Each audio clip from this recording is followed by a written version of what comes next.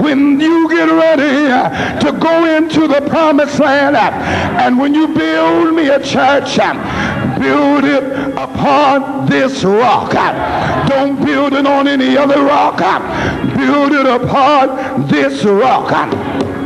Now, how do we do it? Remember the days of old and consider the years of many generations, and then ask the fathers, ask them, why do we do what we do? Hallelujah. They tell me that this elder was the first one you said to preach in your church, or when you began. In the tent, the first one. Now, if God used the words that came from him to bring all of you here, ask the fathers. Oh, come on and give God some praise. And so, ladies and gentlemen, he said unto them, what has happened? They have sacrificed unto devils. Well, they have sacrificed unto devils. Great God, I hear what you're saying. And he said here, they have given. Yes, they have given, but not to God, to the gods of this world. He said, of the rock that begat thee, you are unmindful, and you have forgotten the one that formed thee. Come on, somebody, and remember the rock. Don't you dare forget this rock. I heard him when he said, the rock is Jesus. The Bible said here that Jesus is that rock. What rock are you talking about? He's that rock that Daniel saw.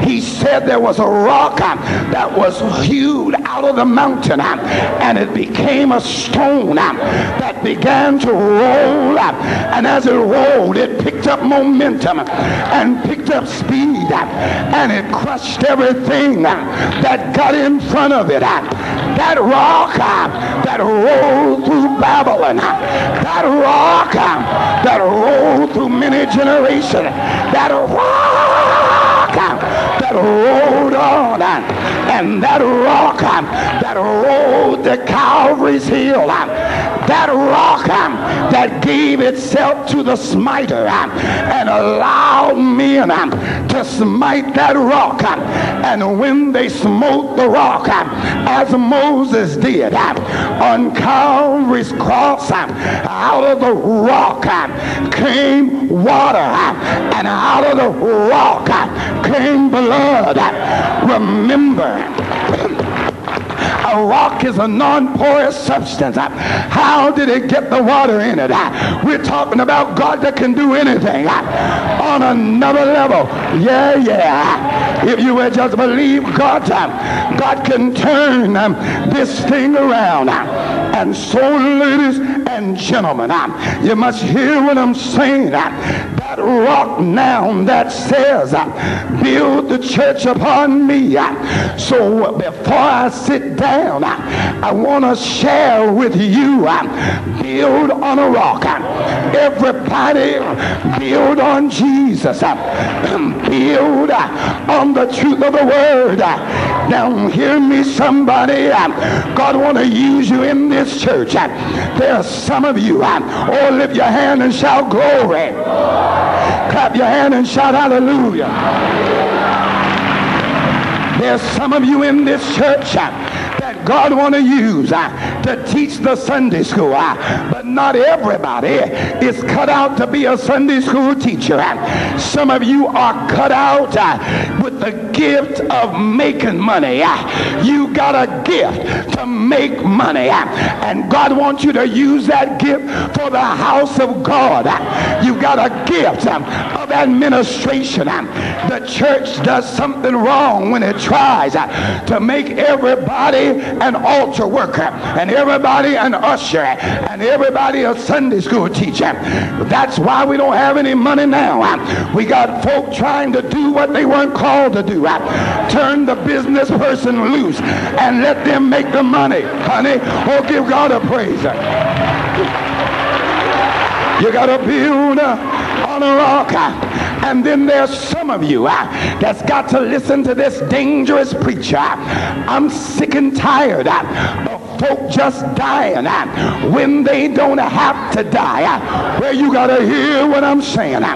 You got to hear me. A doctor that we have in our church came to the altar, and the doctor said, Bishop, I've got cancer. And he went into the hospital, took all the treatments.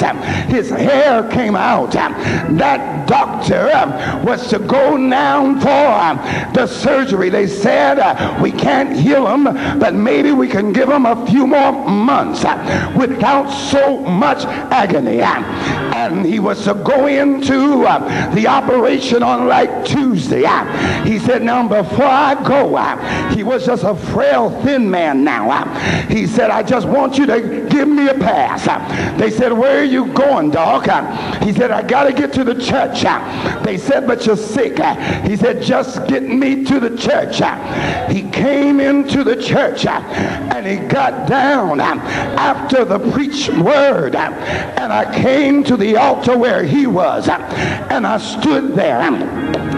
He grabbed the skirt of my robe as I remembered, and he said, Bishop, I just believe if you and the saints pray for me. I said, great God, what are you going to do here?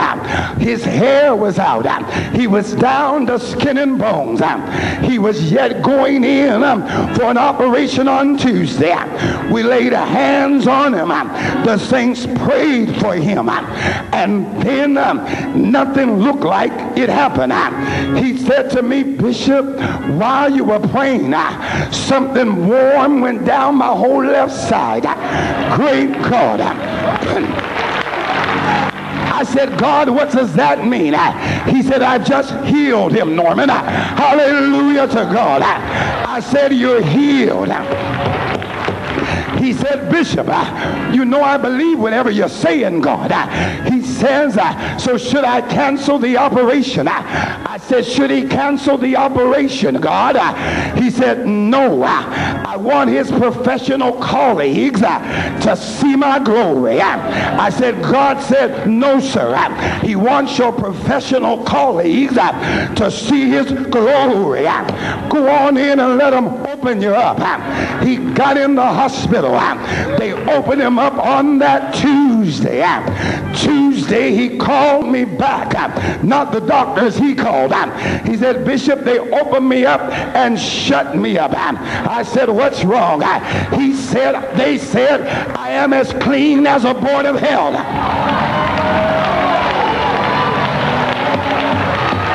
Hallelujah. You said it couldn't be done. It means you don't know God. You got to know God today.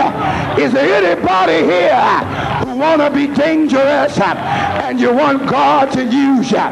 Build on this rock and use the power that's in your hand.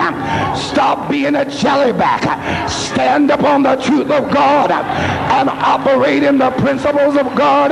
Stop backing up and begin to get out of where you are and tell the Lord, I believe I'm anointed. Hallelujah. I really believe. I believe that I'm anointed. I can't explain why, and I don't know how,